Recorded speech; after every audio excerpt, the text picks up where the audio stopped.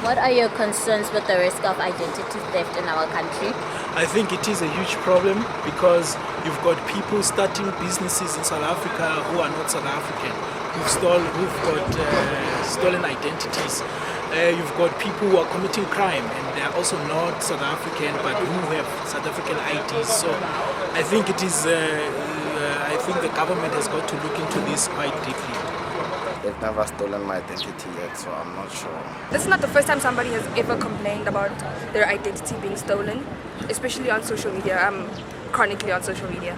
So many people have already shared their stories that, ayo, when I was growing up, I had my birth certificate, everything was there, but when it was time to apply for ID, when it's time to get my matric certificate, people are telling me, there's two of me, people are telling me I'm in a different school, all these things like that. So I feel like, for the most part, I feel the process in terms of rectifying such a matter, I don't know what needs to be done because I don't know the inner workings of Home Affairs, but I feel like that needs to be definitely improved, that if there is a sort of clash in terms of maybe there's dual identity or maybe you feel like somebody else has stolen your identity or vice versa, there should be proper measures in place that allow for the rectification of that, and I feel like right now that's not the case.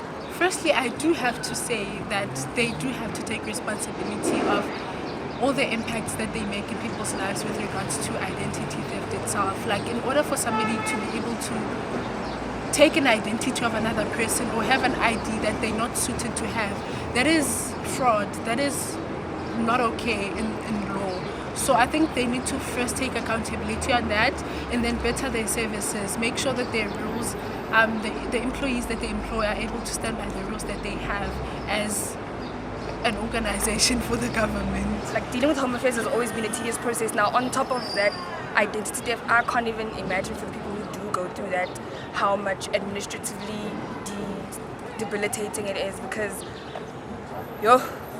guys, because now when I think about it, so many things need your ID number, so many things need you to identify yourself as a person that lives in this country or a person who is from this country.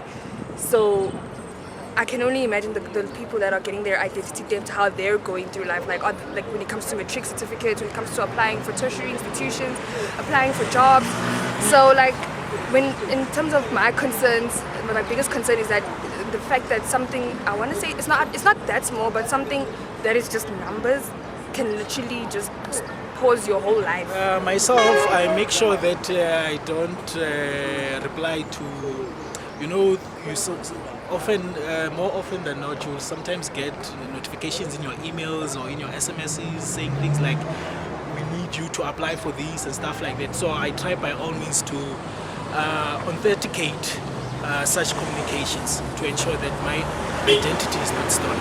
It's not nice finding out that along your journey as a person, you have been living, having this identity, and then there's another person who also has the same identity as you. It's very risky to some extent that there are people I know that have wanted to do specific things, but then they get told this ID already exists, So it's things like these that we have to consider, that we might be impacting other people's lives in a very not okay way. So we need to better look at the laws that we have.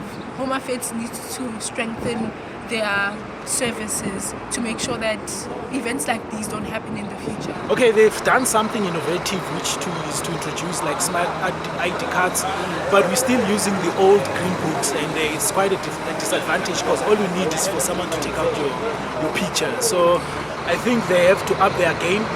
They are not really doing as much as they should do. Given also the fourth industrial revolution, I think they have to take advantage of all such innovations. Like any form of identification that we have in this country, whether it be my driver's license or my ID, you'll never see me openly carry it like, oh, my ID's in my hand, or oh, my. So usually things like that, for me, important documentation like that is never on me while I'm outside. And also when it comes to whatever I put in terms of internet, dodgy websites, no. Immediately when I click on a link and the first thing it's asking ID, no.